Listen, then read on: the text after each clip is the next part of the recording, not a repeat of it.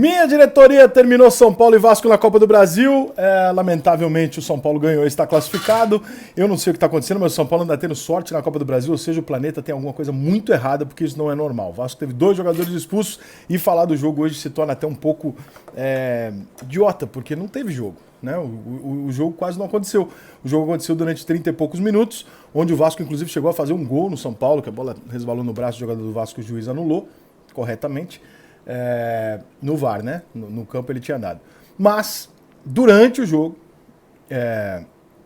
você vê que tinha a possibilidade do Vasco era fazer um jogo de superação e tal, não sei o que, e conseguir os 2 gols. Ele chegou até a fazer 1-0, ou seja, nunca considerei impossível que o Vasco eliminasse o São Paulo, porque se trata de um time grande, embora a fase do Vasco seja horrorosa e tal. Mas a grande possibilidade, a grande estratégia do Vasco vamos jogar tudo que a gente pode, faz 1-0 no primeiro tempo e vamos que em frente.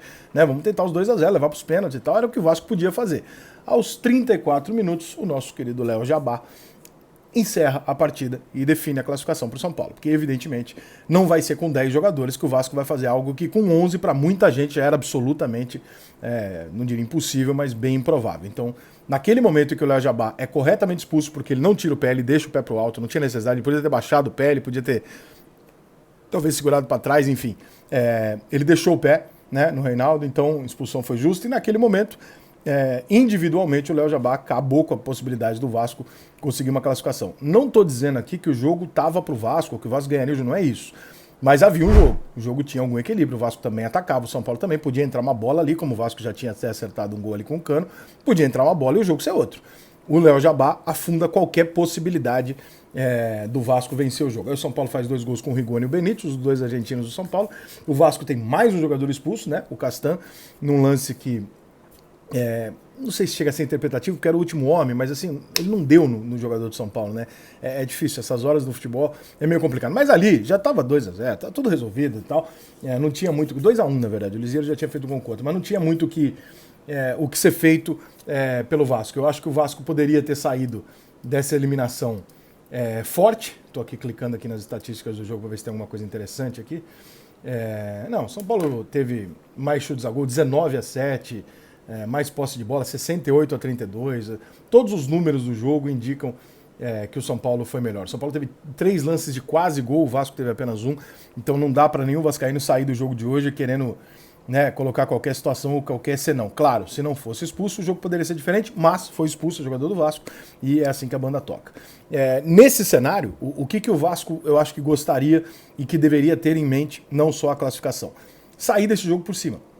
O Vasco vem de uma sequência ruim, trocou de treinador, ganhou um jogo por goleada, foi ao Morumbi, perdeu de 2-0 do São Paulo, mas não se omitiu do jogo, não foi um jogo onde o Vasco jogou mal e tal. E aí vem o jogo com o Botafogo. E quando vem o jogo do Botafogo, o vascaíno toma uma porrada que ele não estava esperando. Né? Ele perde o jogo do Botafogo, que a gente, acho que todo mundo considera o time do Botafogo inferior ao do Vasco, é um clássico, mexe com o brilho do time e é exatamente em cima do treinador que disse não pro Botafogo e foi pro Vasco. Então tem todo um contexto aí nessa derrota do Botafogo que mexe muito com o Vasco e com o vascaíno. No jogo de hoje, eu acho que o vascaíno até aceitava a ideia de, não vou classificar, mas eu vou ganhar o jogo de São Paulo, eu vou jogar um bom jogo e vou ganhar o jogo de 1-0, né? Eu vou empatar o jogo jogando bem e tal. E, infelizmente, pro vascaíno, o que aconteceu foi essa expulsão que acabou tirando qualquer possibilidade de o Vasco reagir, né? 2-0 pro São Paulo, Vasco com 1 a menos, tem a menor possibilidade do Vasco com o time que tem virar o jogo, sem torcida e tal. Se não tivesse torcida, casa cheia, podia até ser que num milagre com 1 a menos e tal. Na verdade, essa expulsão do Léo Jabá não deixou o Vasco com um jogador a menos. Igualou o jogo, porque o São Paulo começou com o Pablo. Né? Então, com todo o respeito que nós temos aqui ao Pablo, já chegou num momento, falando do São Paulo agora, que não se torna mais uma questão de criticar ou não. Você tem que fazer alguma coisa para rir, porque se você não der risada, você vai ficar irritado.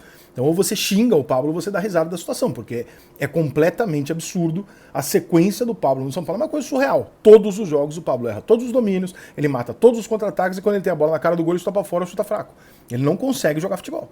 Ele fez um gol de cabeça no Vasco no jogo anterior, mas a atuação do Pablo no jogo do São Paulo, se você puxar estatisticamente, fazendo uma análise um pouco mais crítica, o Pablo tem muito mais gols destruídos do São Paulo do que feitos. Ele destrói muito mais possibilidades de gol do que ajuda. E hoje foram 2 de novo, na cara do gol. Então, assim, eu não consigo, eu juro. Eu faço esforço, mas eu realmente não consigo mais. Eu acho que até um determinado momento é uma insistência no investimento caro. Pô, a gente pagou uma grana, o cara, a gente sabe que ele sabe jogar bola e tal, mas olha só, ou ele não se aceitou ali, ou ele não tá afim. Das duas, uma, porque não é possível, não há nenhum sinal de recuperação do Pablo e ele continua sendo a opção do São Paulo em jogos como hoje, que é um jogo decisivo, poderia ter sido um jogo diferente. Né? O Vasco, vamos supor que o gol do Vasco valesse, batesse no braço do cara aqui e valesse o gol do Vasco. 1-0 pros caras, o Vasco não tivesse os caras expulsos, e aí, como é que faz, irmão? Precisa dos gols. Né? E o Pablo continua sendo aquele problema ali no ataque. O São Paulo joga quase com um jogador a menos. Isso para não dizer que em alguns momentos ele joga de zagueiro adversário, porque ele mata o próprio ataque. Né? O São Paulo vai até a bola chegar no Pablo, quando chega no Pablo, tudo dá errado. Bom jogo do Rigoni, bom jogo do Benítez, previsível, porque são os dois jogadores hoje que desequilibram o jogo pro São Paulo. Se você tira essas duas peças, o São Paulo se torna um time absolutamente comum, e agora o São Paulo tem a difícil tarefa de entender o cenário e ver o que ele vai fazer. Por quê? Porque nos finais de semana tem o jogo do Brasileiro, e o São Paulo está numa situação bem delicada no Campeonato Brasileiro e já é hora de reagir. Por outro lado, nas quartas-feiras seguintes, vem os jogos da Libertadores contra o Palmeiras. E os jogos da Libertadores envolvem duas coisas. Primeiro, a classificação para uma semifinal de Libertadores, evidentemente é o grande desejo de todo São Paulino, como é de todo palmeirense, mas o São Paulo vai ter que dar força máxima. O Palmeiras é um time melhor que o do São Paulo, é um pouco favorito, embora seja clássico, e para isso você vai ter que poupar alguns jogadores no final de semana. Mais uma vez com o Éder machucado, o Willian entrou e já sentiu de novo, o Benítez é um perigo constante e o São Paulo tem um problema de contusão insuportável. O tempo inteiro o São Paulo tem jogadores machucados. Ah, Rico, o departamento médico do São Paulo é ruim. Não é o caso. A montagem do elenco para uma temporada de 3 campeonatos em ano de pandemia, onde sabíamos que ia jogar 3 vezes por semana de vez em quando, foi completamente equivocada. Você não pode contratar jogadores com histórico de lesão para um ano onde você vai precisar muito de uma temporada com esforço e com um jogo atrás do outro. Você contrata jogadores o mais saudáveis possível. O São Paulo fez a tática oposta. O São Paulo foi lá e contratou um monte de aposta, né? Tirando o Benítez, que é um grande jogador, mas é um jogador que se machuca muito. O Willian vive machucado, o Éder vive machucado, Miranda tem 30 e poucos anos, também é um risco. Né? O São Paulo contratou vários jogadores que dão qualidade em tese, mas que vivem no departamento médico. Então, os desfalques constantes do São Paulo são uma decisão do São Paulo. E eu não boto essa no departamento médico, não. Eu boto muito mais da diretoria que montou esse time e não pensou que esse era um ano de pandemia, com 3 torneios e tal. Então, eu acho que o São Paulo, toda vez que tem um jogador do São Paulo sai de campo machucado, o torcedor fala, porra, que azar. Não sei se é azar. Né? Porque nós estamos contratando. O São Paulo contratou alguns desfalques. O São Paulo não contratou alguns reforços, ele contratou alguns desfalques e ele paga por isso jogo após jogo. Vai pesar no brasileiro? Em alguma coisa vai pesar. Vai jogar Copa do Brasil, vai jogar Libertadores. 2 jogos vão ser decisivos. A Copa do Brasil a gente não sabe com quem é Libertadores e com o Palmeiras. O Campeonato Brasileiro está se tornando decisivo na medida que o São Paulo não sai do Z4. Que horas que vai poupar? Contra quem que você vai poupar? Qual vai ser o momento da escolha? Porque não dá para jogar contra todo mundo. E aí? Como é que vai ser? Então, esse é o grande dilema do São Paulo agora. O que fazer nas próximas semanas e que momento poupar ou não os jogadores para estar inteiro na Libertadores e, de repente, abrir mão aí de pontos importantes do brasileiro, começar a realmente se enroscar no Brasileirão. Né? Como diria o Marco Aurélio Cunha uma vez, ele falou para mim o seguinte: mosca na lama, ela pousa e levanta e voa. Elefante na lama afunda. O São Paulo é um elefante. O São Paulo não está acostumado a lidar com o Z4, ameaças de rebaixamento e tal. Então, para ele, cada derrotinha ele vai patinando e vai afundando. Para time grande tem que sair dali e não ficar flertando com aquele negócio. Então, como é que o São Paulo, como é que o Crespo vai administrar isso? Só no final de semana a gente vai saber. Valeu?